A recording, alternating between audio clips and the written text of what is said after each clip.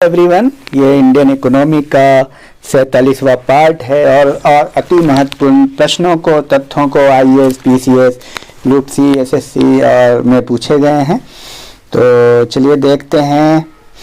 नरसिम्हन समिति का संबंध किससे है? बैंक क्षेत्र के सुधार से या बीमा क्षेत्र के सुधार से? पीसीएस का प्रश्न है। तारापुर समिति किससे संबंधित थी?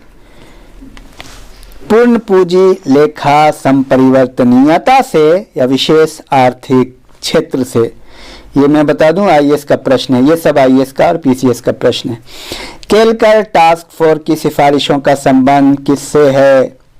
करों से या बैंकिंग से? चलैया समिति का संबंध किससे है? प्रत्यक्ष और अप्रत्यक्ष कर प्रणाली में सुधार से या बैंकिंग प्रणाली में सुधार से? ये काफी बार पूछता है, ये भी पीसीएस का प्रश्न है। बीके चतुर्वेदी कमेटी में किससे संबंधित कार्य किया? तेल क्षेत्र में कीमत सुधार से या कर सुधार से? ये आईएएस का प्रश्न है। नरसिम्हन रिपोर्ट का संबंध किसके पुनर्गठन से है? बैंकिंग के या बीमा के? ये भी पीसीएस का प्रश्न है।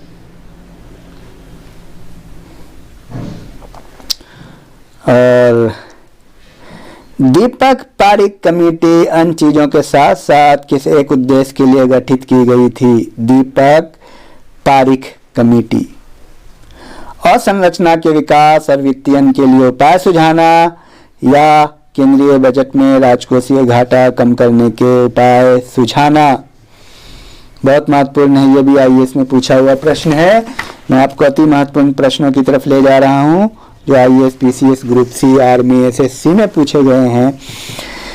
गरीबी रेखा से नीचे जीवन यापन करने वाली जनसंख्या के अनुमान के नए मानक निर्धारित करने के लिए भारत सरकार ने एक समिति गठित की थी। इस समिति के अध्यक्ष कौन थे? सुरेश तेंदुलकर या निर्मला देशपांडे?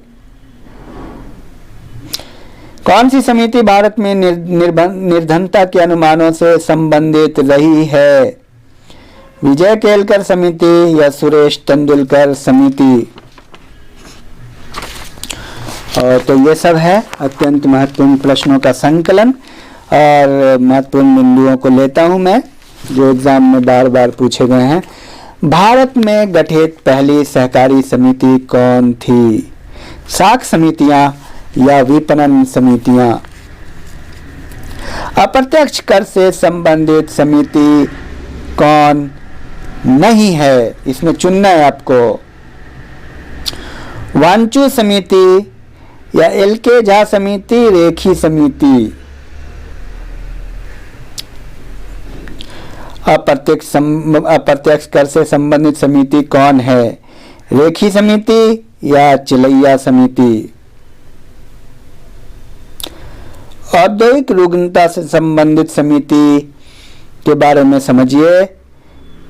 तिवारी समिति, गोस्वामी समिति या दोनों?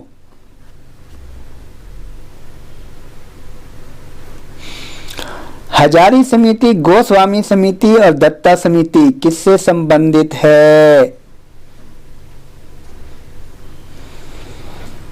औद्योगिक क्षेत्र से या कर से?